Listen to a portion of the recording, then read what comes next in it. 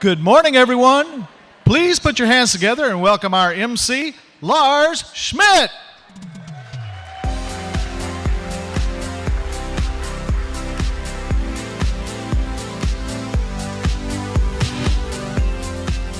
Hello.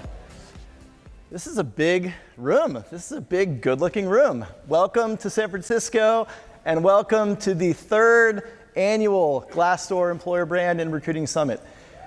Woo, yes, give it up. All right, so I'm going to quickly gauge the room. So this is, as you know, this is the third time we've done this event. And I've been fortunate to be able to stand up here and talk to a lot of really cool recruiters each of those times. But for me, what's been interesting is how the conversation has been changing over those years. So quick show of hands, for how many of you is this your first Glassdoor Summit? It's a lot of hands. All right, how many of you have been to 2 Glassdoor Summits? Okay, less hands. How many of you have been to all 3 Glassdoor Summits? A handful of OGs, all right. So, you know, when we were here 2 years ago, we were very focused on the conversation around employer branding. We were talking about things like, at that time, Facebook and Twitter and Google+. Don't laugh, we were talking about Google+ back then. We were, it was a thing. It was, maybe it's not a thing anymore, it's kind of a thing, but then it was a thing. We thought, hey, maybe this is gonna be it. That's the thing about employer branding. A lot of times, an emerging platform will come about and you'll think, hey, this is gonna be it. Sometimes it is, sometimes it isn't, but that's how we figure things out and we learn, is trying new platforms as they come out. So rewind a year ago. We were here last year. What were we talking about? Anybody? Anybody want to guess? Periscope, Meerkat, you know, live streaming was just starting to take off, or I'd say the resurgence of live streaming, so our conversation really, you know, covered a lot of those things. And what are we talking about now? You know, now we're talking about Facebook Live. We're talking about Snapchat.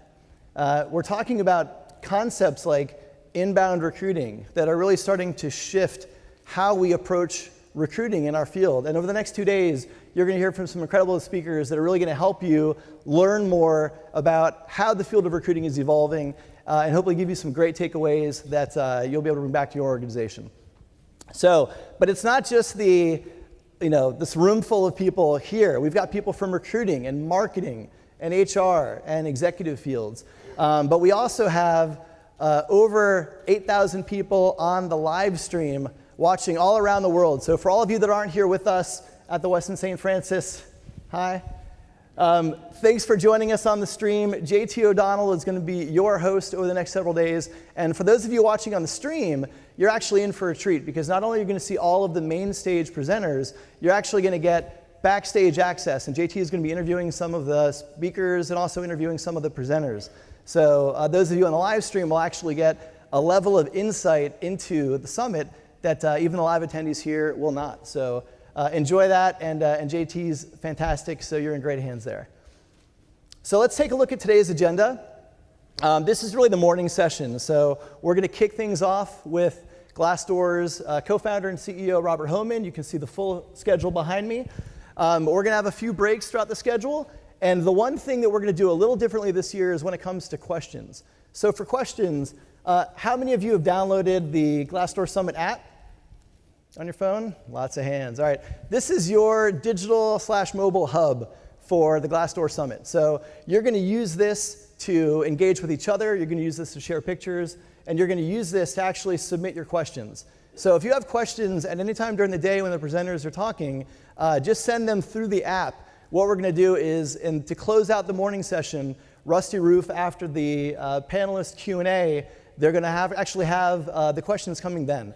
So Rusty's going to bring your questions to that audience. And if you're watching on the stream, definitely ask your questions using the GD Summit hashtag. So JT is going to be all over that today. Use that hashtag as a community. It's not just a place for you to ask questions. It's a place for you to all engage, people all around the world who are watching this live, engage with each other. Talk about the things you're learning. Talk about your impressions of the content. And if you have things to share, it's a great place to share them as well. So, without any further ado, let me bring out, and I'm excited to introduce the co-founder and CEO of Glassdoor, Robert Hohman. Robert.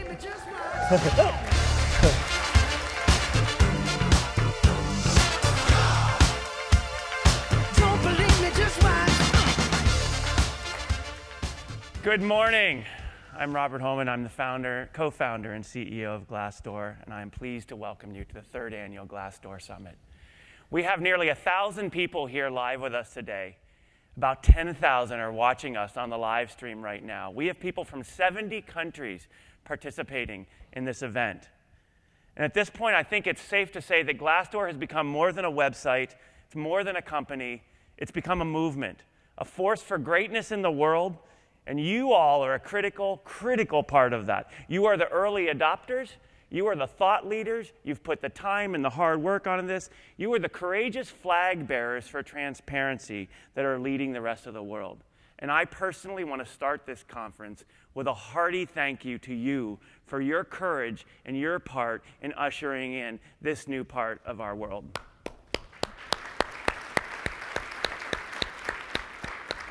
Because it's hard. And it's scary. I know, we live on the edge of it all the time. Ultimately, this conference is about you. It's about celebrating our work together and charting our course together. And there's three main points that I'm going to make today. The first is that transparency is even bigger than you think it is. As big as it feels and as big as what we're living through, it transcends even that. And with that transparency comes a tremendous responsibility. Many of you feel it, but we're going to stop and we're going to examine it.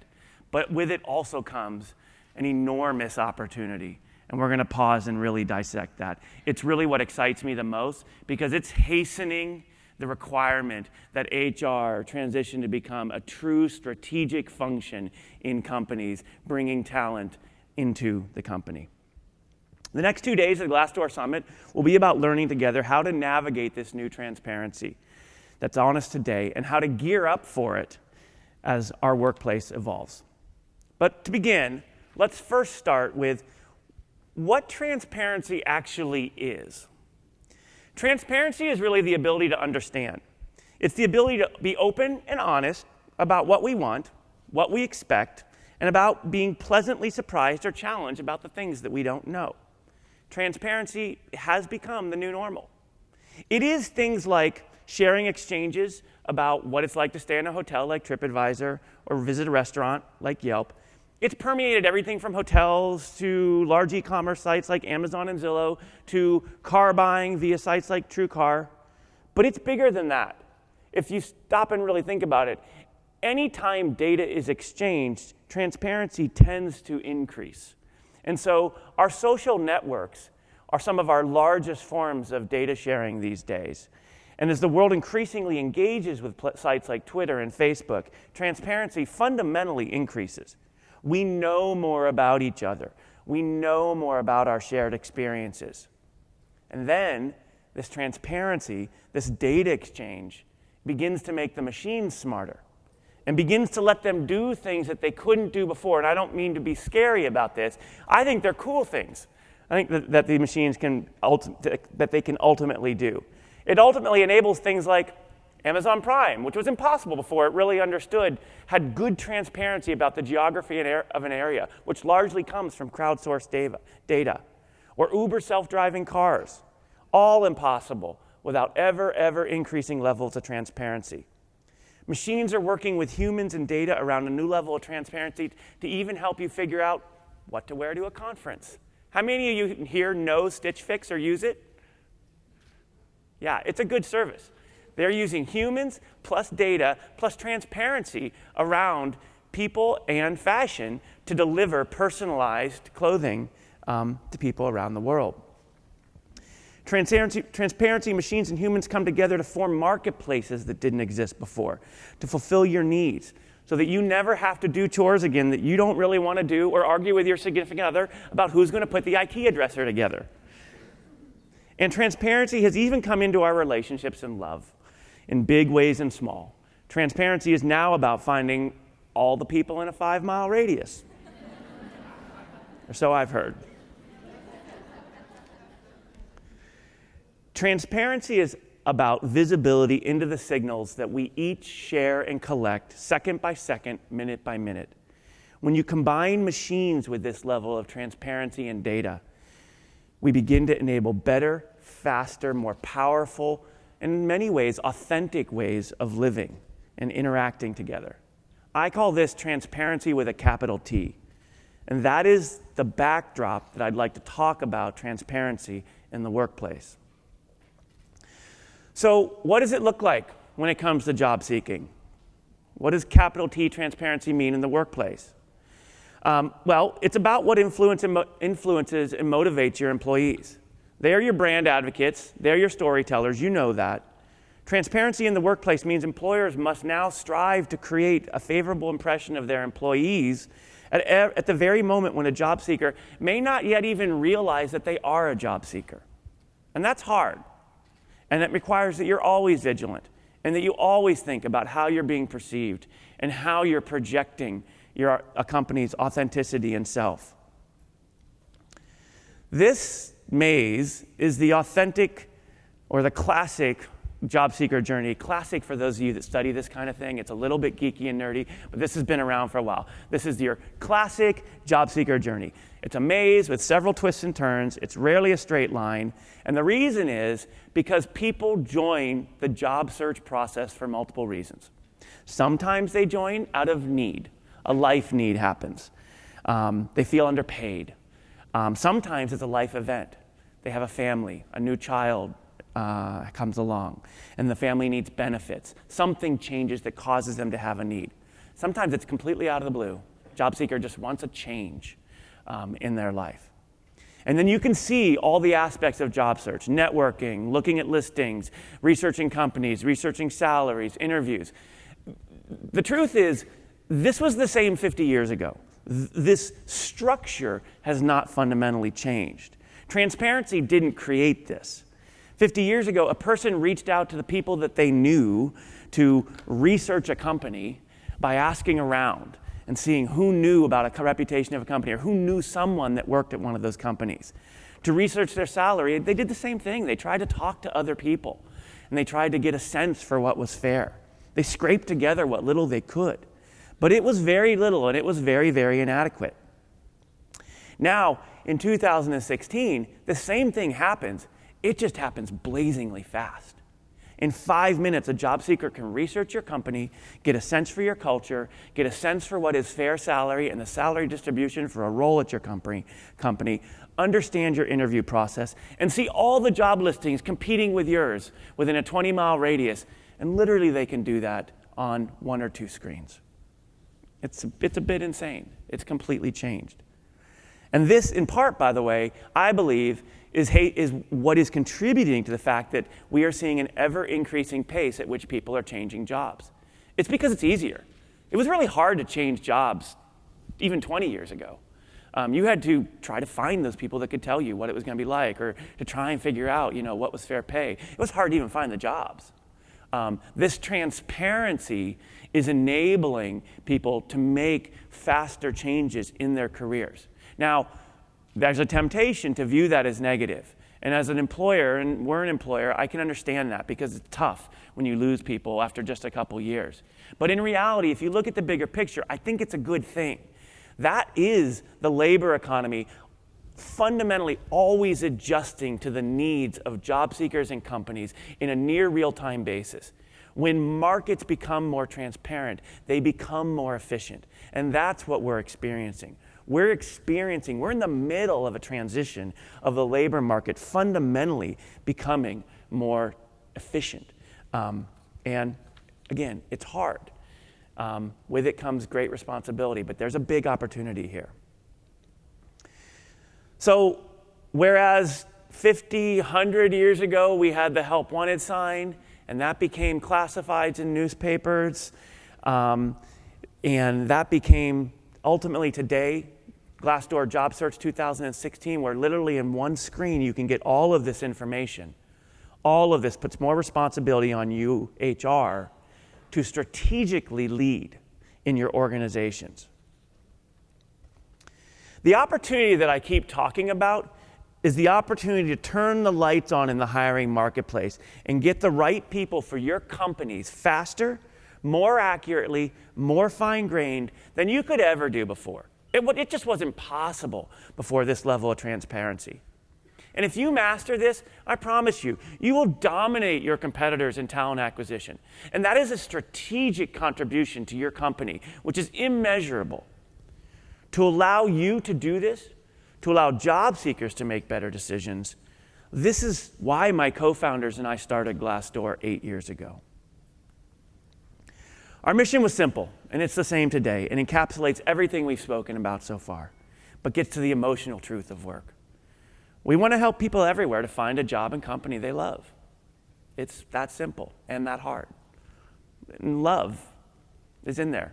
It's strange. We debated it at the time. Did it belong? I felt it had to. It's aspirational. It means totally different things to different people. And I love going around and talking to different people about what this means to them. I've never met anyone yet who can't tell me about a job that they once loved in their life. And they'll tell me all kinds of different reasons why, but they understand it and they know what I'm talking about. We work so hard. Our blood, our sweat, our tears feeds our families. It builds our companies. It builds our economies. It creates the world we live in fundamentally. And we think that it's possible to get people into the right positions so that they can do all of that while also loving their work. The vision has been to build a website and have a service that has near perfect visibility into jobs, all jobs, real time, in one place, with rich insights into a company, so that you could understand what it's like to work at a company, interview salaries, everything, all together with all of the jobs. And it's worked. It's not just in the US. Glassdoor now has data from over 190 countries around the world, and we service 13 markets around the world. And with our acquisition of Love Mondays, which we announced at the beginning of this week, we're excited to enter South America, because this need to connect with your work and to find meaning into your work and to get into the right job which serves you and your family and ultimately serves companies is a universal need that transcends boundaries. In Glassdoor, we drive transparency at all stages of the job search, early, mid, and late. During each of these stages, we're feeding information to job candidates, which helps them make better decisions and empowers them to be better and to sort into the right places. And that's important to you because we end up delivering the candidates to you that you want to hire, and more importantly, the candidates that you want to retain. In the early stages of job seeking, it's really about finding jobs and doing company research. We now have coverage on over 600,000 companies around the world, and 70,000 employers are actively engaged on the platform, responding to reviews, posting company updates, and engaging with job seekers in near real time. When job seekers move to mid-stage in sort of the recruiting funnel, we're helping them be the fly on the wall in an interview, to understand what the process is going to be like, so that by the time they get to you, the nerves are shaken out, so that you can begin to see more of who they truly are, and so that they can connect more with your recruiters and hiring managers. You get candidates that can truly put their best foot forward and are bringing their experiences to you so that you can begin to make a better decision about who fits in your organization. And when it comes time to negotiate pay, we're helping people identify fair pay. And in turn, for employers, this means setting expectations and attracting talent that has their eyes wide open about what is realistic in pay. And as the job seeker journey continues into the final stages, we help to build confidence in people that you've made an offer to. The moments, those final moments in which they're deciding whether to accept a job offer that's in front of them. When they're trying to decide whether your company and your culture and your organization fits them, we're there with the stories from individuals on the front lines, from you via your Why Work For Us sections where you highlight your culture and your vision, to close the candidate and to help them understand everything from pay to culture to benefits to leadership and why they should join your company. The Glassdoor Power to the People model is working. In this new transparent job seeker journey, they're finding the information they need on Glassdoor. We see now about 30 million people every single month to the service. We now collect data, as I mentioned, on about 600,000 companies around the world, and our wealth of information is available to users in the palm of their hands as they sit in your lobbies and prepare for interviews or check their salary and see what fair pay should be. But there is much more to build. This is a complex space. This is a massive life decision. And we think that we really are, in many ways, just beginning to peel the outer layers of the onion back. These were the most obvious things that we could begin to expose transparency. And we believe that in doing so, we will continue to help candidates make great decisions and fundamentally help you. Now, in this new transparent world, HR and recruiting has fundamentally evolved. It's changed. And you know that. Those of you that are sitting in this room, that's why you're here. Those of you on the live stream, that's why you're listening. You're feeling it. Maybe you're deep in it. Maybe you're deep in a rewiring of HR. Maybe you're at the beginning stages of it. Your company's just starting. But I promise you, this is an inexorable force that has reshaped many industries before this, and it will not stop and it will not go away, and it will fundamentally change your job.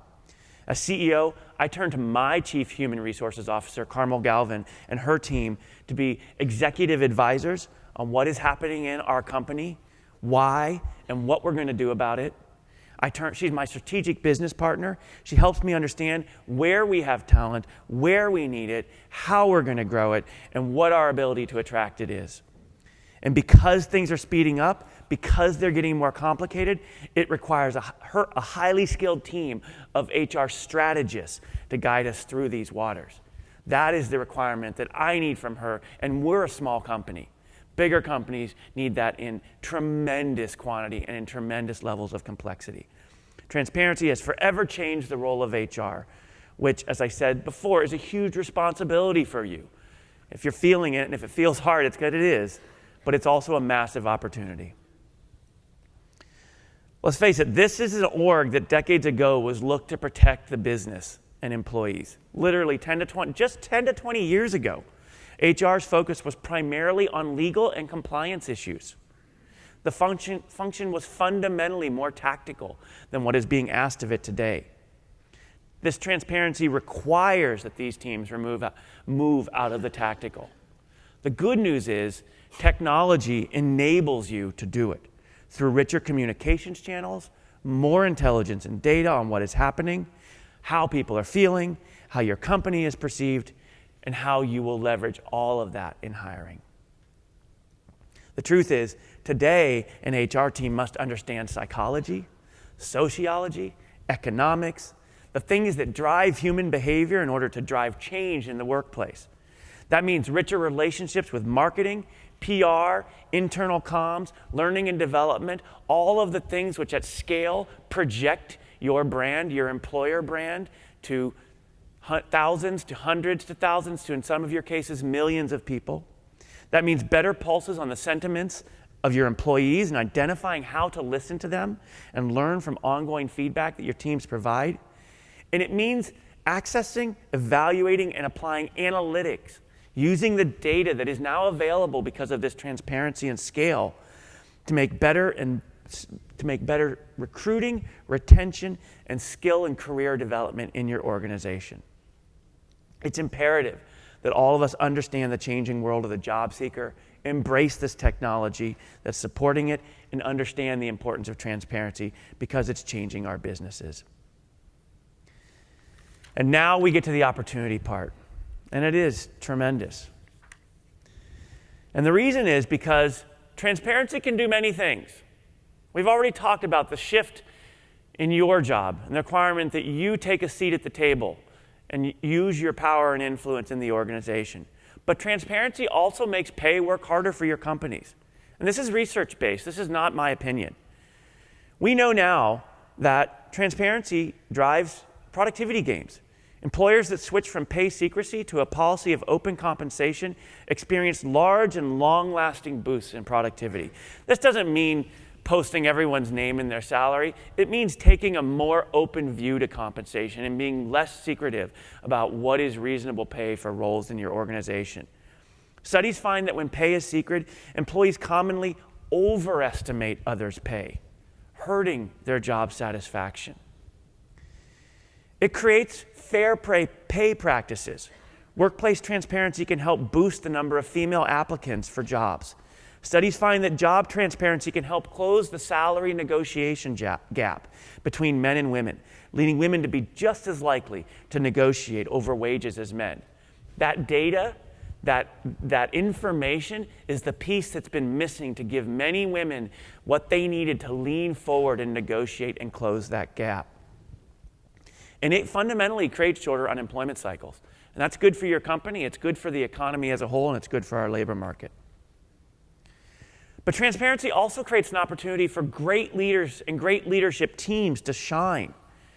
As our chief economist, Dr. Andrew Chamberlain, wrote this year in his study, What Makes a Great CEO, where he studied our body of data, company culture matters. We find that a satisfied workforce is an essential driver of CEO approval ratings on Glassdoor. And that, in turn, is driven largely by who the CEO chooses as their senior leadership. And when they do well, when they choose well, when they are great, iconic leaders, transparency allows them to shine. It allows them to stand on the same stage as someone like Mark Zuckerberg or Tim Cook or Steve Jobs, these iconic leaders that we all know. But in smaller companies, it allows them, or mid-sized companies, it allows amazing leadership to step forward and be recognized for the job that they are doing. Interestingly enough, Andrew's going to talk about this, we find that CEO pay matters. And when the CEO takes the big picture about their own compensation and how it relates to the organization, they're rewarded in the form of more engagement from their employee base and more creation of shareholder value. It turns out higher CEO compensation is statistically linked to lower CEO approval ratings on average. It's a fascinating thing. People are paying attention. They're watching. And Andrew, again, will dive more into this to give you more clarity on it. And gender and other characteristics all fall away. As you study this data and as it becomes more transparent and you can see what is really happening around the leadership of companies, we found that gender, age, and education of CEOs has little effect on CEO approval ratings and workplace employee satisfaction data. And they see employees at their core set all of that aside and rate CEO quality based more on company culture and performance. We've always known that there was a link between employee satisfaction and financial performance. Transparency drives and allows us to understand more about that link between employee satisfaction and financial performance. Let that sink in for a moment. It's not a secret. We have known for years that there is a link between employee satisfaction in a company and a company's financial performance, typically is measured by their stock market price or their market cap. What we could not establish until Glassdoor's data came along was the link causal? Meaning which created which? Were employees more satisfied because the company was doing better and stock price was high and the company was really profitable? Or was the company profitable and the stock price was high and everything else because employees were more satisfied and were therefore, the thesis was, more productive and contributed more and created all of that value in the company? We now have the first data, and there have been groundbreaking studies this year linking employee satisfaction on a causal basis to company financial performance. I call it the Southwest effect. Happy employees, it turns out, and this is common sense, but now we have the data to see it, happy employees really do create more economic value for companies and shareholders. And that means now that the right thing to do is to invest in employee culture. You can quantify it now. There is no excuse not to take this seriously, not to invest in it, and because it will create shareholder value. It will make your company better, and it ultimately will serve your customers better. These groundbreaking studies took various baskets of companies, regressed them over long, big data sets. Again, Andrew will go into this in any amount of painstaking detail that you would like. But the upshot is that since 2009, you can look at Fortune's best companies to work for, and they've outperformed the S&P by 84.2%. Or you could take Glassdoor's best places to work for, which have outperformed the S&P by a whopping 115%. And you can correct for all the various factors, and what you're left for is that causal link that has been established, and it's fascinating. Transparency at its core reveals what's important. Because it's at the intersection between technology and people, we now know things like what benefits matter most to employees. Our research shows that core benefits still matter the most.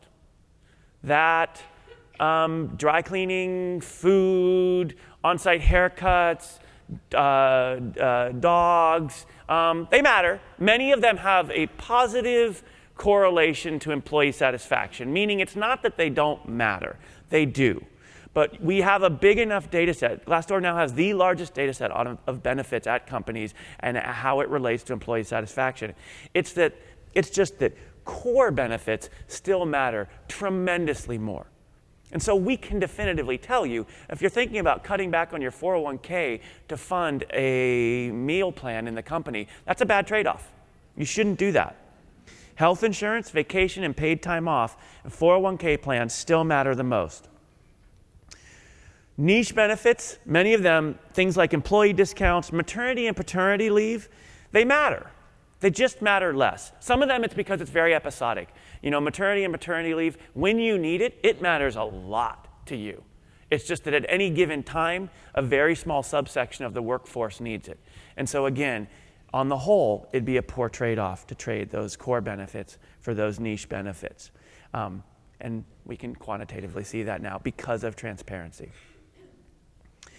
And with transparency, we now know that managing employer brand is an increasingly critical strategy for your business today. Nearly 2/3 of Glassdoor's users agree that their perception of a company improves after seeing a company respond to employer reviews. Let that sink in for a second. 2/3 say simply the act of your company responding to a review changes the perception of your company. And you should put yourself in the seat of a job seeker and think about that yourself. I've talked to thousands of them. And the stories they tell me are not about what you say. That does matter a little bit. But what they tell me is that it's more about the humility that you are portraying and displaying. It's about the company being willing to listen, about company leadership being willing to come down and join the forces, the rank and file that are creating value at the company and engage with them and to actually listen to them. And what's more, respond to them. And that takes tremendous humility. And it's that humility on display that is driving that 2/3 that say that it changes their perception. 70% of users say that they're more likely to imply to a company that is actively managing their employer brand. And 90% of them say that the employer perspective is useful when learning about jobs and companies. They love user-generated content. They love hearing stories from people that work at the company or people maybe that have left the company, have had bad experience, people that are still there and love it. They love all those stories.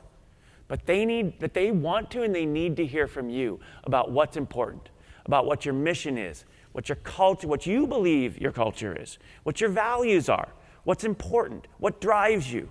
Because that oftentimes doesn't pull through in the stories from employees. You've got to fill in the other half of that equation. And we now know that quantitatively. The bottom line, when it comes to transparency in the workplace, is it's still early. This is the new frontier. It's digital. It's changing fast. It's changing every day. And that means that strategic, courageous leadership thrives. And that is what is in this room today, and that's what's on the live stream today, is strategic, courageous leadership. It's hard work. It's exploratory, and it's exciting as we collectively work to improve the job search experience for job seekers and for employers. And it's changing how we do business, putting a higher priority on our people and putting a higher priority on the role of HR and our recruiting professionals. And it requires a humility which is powerful, but which fundamentally is hard. And some management teams will be able to make that turn, and some won't. And it requires, again, you to help them understand that and why they've got to do it. So let me wrap with a few thoughts. I want you to think a little bit about where we're going to go from here, because we're not done. This is like the first inning. Like, things are going to speed up and they're going to change a lot. Artificial intelligence and AI is going to change our workplaces dramatically again. And I won't pretend to know exactly how, but it's going to play a big role over the next couple of decades. And it's time to begin noodling on that a little bit and thinking about how that's going to work. As traditional offices shift to a more decentralized operation, we need to think about how transparency is going to shape that. This is on many of us right now, most of you, in fact. We technically know how to work together, and we have all the tools to work together. We've got Skype, and we've got Blue Jeans, and we've got WebEx, and all the chats and things, and our phones are bouncing and binging and going off all the time, and our laptops are too. But how do we create the emotional bonds, which we all know are the backbone of company culture in a highly decentralized organization? I don't have the answer. But that is one that HR is going to have to strategically solve for its companies. And the ones that figure it out will have a competitive advantage. In an environment where degrees and skill-based training compete for value in the job market, how will transparency shape our expertise and how we evaluate talent and nurture employee career growth? Will you care if someone has a degree? Or will it be enough to transparently see their skills and training? I actually think it's the latter. And I think that we're going to increasingly see more fine-grained understanding of people and their skills and their training and what they can do for you. And we will see the breakdown of the traditional degree. I think a lot of people are claiming this is going to happen tomorrow. It's not going to happen tomorrow. This is like a 50-year change. But if you glint into the future, like this is going to happen. And in an environment where the millennial generation are the largest and most seasoned group within the workforce, how will transparency play a role in a generation that has grown up with it being normal? It's always been there. I have a 16-year-old and a 14-year-old, and they're not millennials. They're younger than that. But like literally, they cannot imagine a world without the internet. Like it just doesn't even make sense. I mean, like it's funny. They stop. I'm like, you realize we used to have to connect. You didn't have the internet, and then you hit a button, and the phone went, and then you connected on a modem, and like they just stop, and they can't imagine the world disconnected.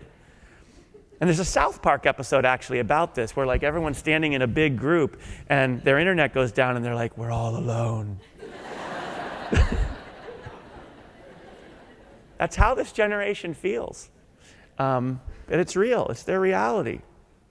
And whatever comes in the years ahead, it's the open discussions and the growing partnerships like the ones here today that will help us successfully navigate through these opportunities and challenges ahead. I am truly honored to have all of you here today as co-navigators of these transparent waters. And I'm looking forward to sharing, to learning, and to growing with all of you. So thank you for being here today, and thank you for helping this grow and helping us make something great. Appreciate it.